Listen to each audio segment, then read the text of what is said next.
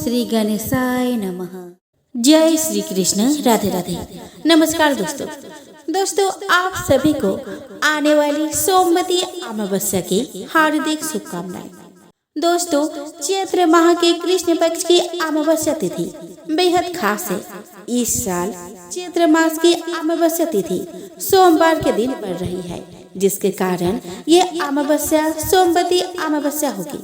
इस दिन सुहागिन महिलाएं सोमवती अमावस्या का व्रत रखकर शिव और गौरी की पूजा करती है। अमावस्या का दिन पूरी तरह से पितरों की पूजा के लिए समर्पित है। इस दिन किसी भी तरह का शुभ कार्य नहीं करना चाहिए। हालांकि यह दिन गंगा नदी में पवित्र स्नान, पितृ तर्पण, पितृ पूजा, पिंडदान और ब्राह्मणों को भोजन आदि कराने के लिए शुभ माना जाता है। दोस्तों, चैत्र मास की अमावस्या 8 अप्रैल दिन सोमवार को है, इसीलिए उस दिन सोमवती अमावस्या है।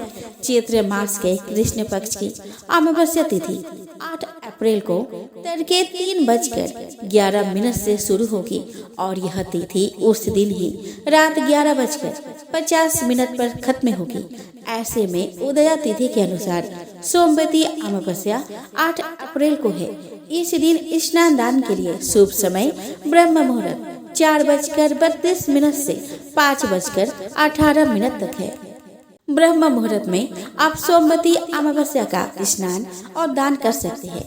इस दिन अमृत सर्वोत्तम मुहूर्त सुबह 6:03 से सुबह 7:38 तक है। दोस्तों, सोमवती अमावस्या के दिन इंद्र योग और उत्तर भाद्रपद नक्षत्र है। इंद्र योग 8 अप्रैल को सुबह से लेकर शाम 6:14 तक है। वही उत्तर भाद्रपद नक्षत्र सुबह से लेकर 10:12 तक है। उसके बाद से रेवती नक्षत्र शुरू हो जाएगा। इंद्र योग को शुभ और सुख सुविधा में वृद्धि वाला माना जाता है। ज्योतिष शास्त्र के अनुसार अमावस्या का दिन बहुत शक्तिशाली होता है। यह दिन चंद्रमा की पूजा के लिए समर्पित है।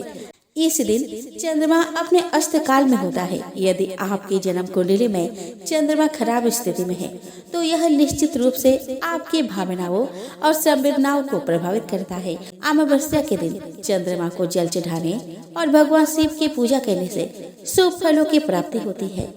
सोमवती अमावस्या के दिन व्रत रखकर शिव और पार्वती की पूजा करने से सभी संकट दूर होते हैं और पाप से मुक्ति मिलती है।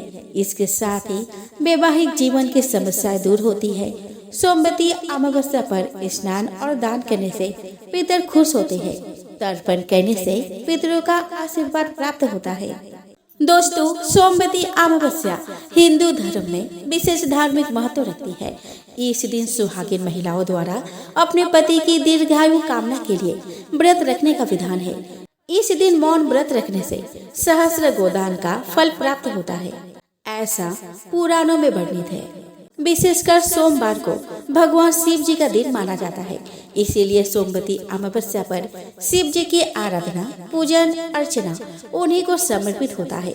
इसीलिए सुहागिन महिलाएं पति की दीर्घायु की कामना करते हुए पीपल के वृक्ष में शिव जी का वास मानकर उसकी पूजा और परिक्रमा करती है। पुराणों के अनुसार सोमवती अमावस्या पर स्नान दान करने का भी परंपरा है। वैसे तो इस दिन गंगा स्नान का विशिष्ट महत्व माना गया है, परंतु जो लोग गंगा स्नान करने नहीं जा पाते वे किसी भी नदी या सरोवर तट आदि में स्नान कर सकते हैं तथा शिव, पार्वती और तुलसी जी का पूजन कर सोमवती अमावस्या का लाभ उठा सकते हैं।